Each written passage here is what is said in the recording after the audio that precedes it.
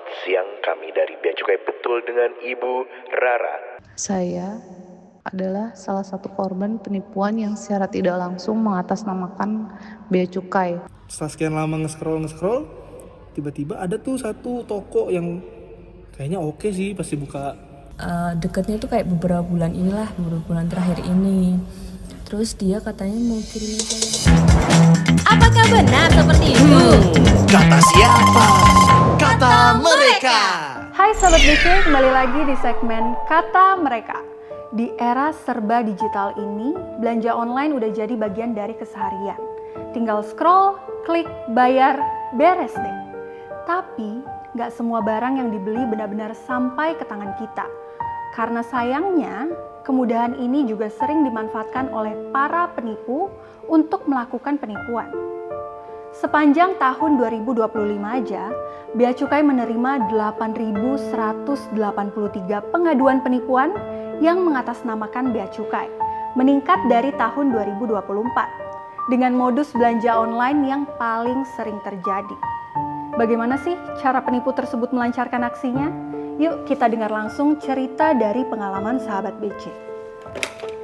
Bisa diceritakan bagaimana kakak dihubungi oleh pelaku yang mengaku dari Bea Cukai? Saya tuh sebenarnya deket nih sama orang luar negeri. Deketnya tuh kayak beberapa bulan terakhir ini. Terus dia katanya mau kirimin saya hadiah. Hadiahnya tuh ada emas, terus cincin juga. Nah nggak selang berapa lama itu saya dihubungi nih sama nomor. Nggak kenal saya nomornya. Katanya saya harus bayar bea gitu, nggak tahu bea apa ya, mungkin kayak bea cukai gitu sih, 2 juta awalnya. Terus udahlah saya bayar tuh langsung.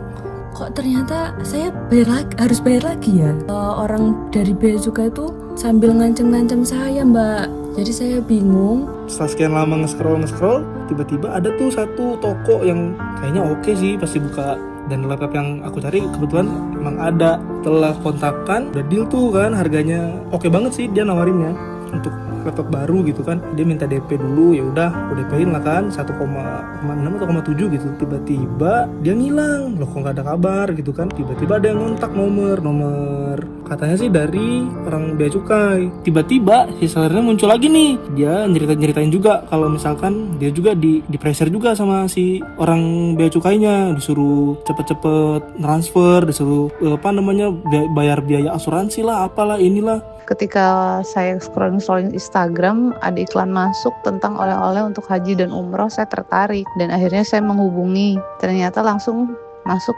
via WhatsApp dan saya lihat banyak sekali dia menjual barang-barang Arab Saudi, makanya saya tidak curiga dan akhirnya saya memutuskan membeli oleh-oleh tersebut. Keesokan harinya saya minta resi pengiriman, tapi dia tidak memberikannya. Dari situ saya mulai curiga dan akhirnya ketika saya mengantarkan ibu saya ke klinik, saya ditelepon seorang yang mengaku adalah pegawai Bea Cukai dengan profile picture memakai seragam Bea Cukai. Apa aja sih yang dilakukan pelaku untuk menekan dan meyakinkan kakak? Nah awal itu mbak saya yakin saya harus transfer 2 juta itu karena foto profilnya itu orang Bea Cukai pakai seragam mbak. Saya juga dikirimin tuh berkas-berkasnya, terus kopnya juga ada tuh Bea Cukai.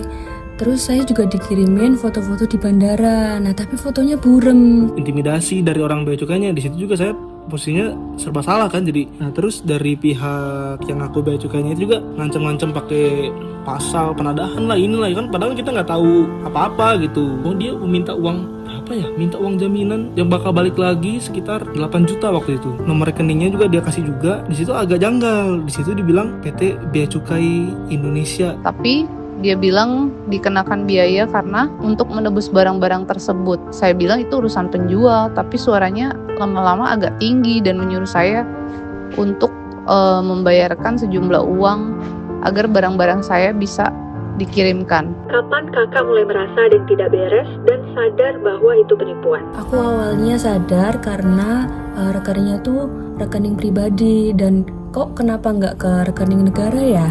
PT Bea Cukai kan bukan perusahaan perseroan ya, karena udah ngerasa ada yang nggak bener, coba buka IG Bea Cukai.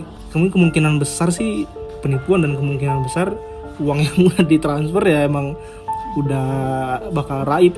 Tapi ya udahlah, daripada ruginya makin gede lagi, akhirnya udah aku blokir aja semua. Saya merasa ini seperti penipuan karena saya akan dilaporkan dengan pasal-pasal yang saya nggak tahu itu gitu. Apa pesan kakak untuk masyarakat agar tidak mengalami hal serupa? Pesannya jangan mudah panik, karena kalau kita panik kita pasti main transfer aja.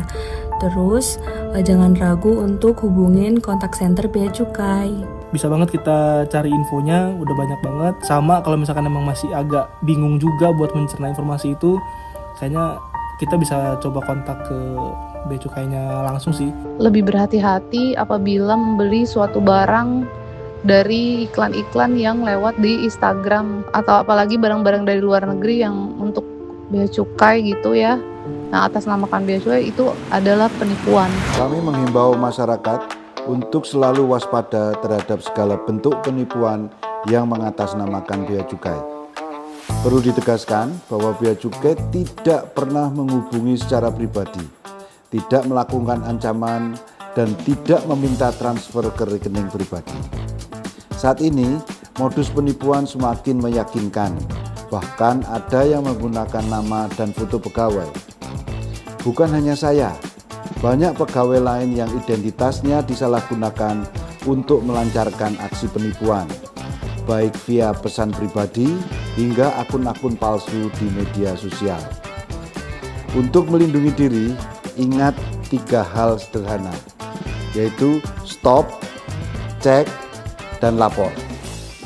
Stop maksudnya jangan panik dan jangan terburu-buru klik apapun atau transfer sejumlah uang. Kemudian cek, verifikasi kebenarannya melalui laman resmi Aman Bersama. Hubungi Bravo Bea Cukai di 1500225 atau cek akun media sosial di @beacukai.ri. Lapor, bantu orang lain agar tidak menjadi korban dan segera lapor melalui laman resmi Bea Cukai ya di beacukai.go.id/aman bersama.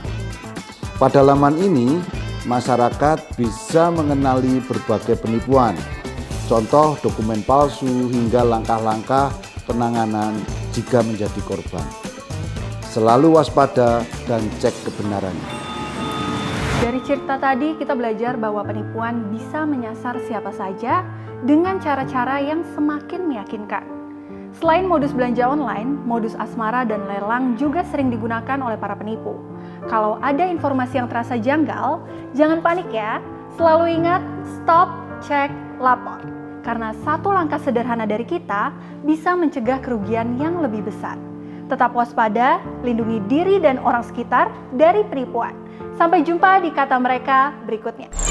Kata Mereka.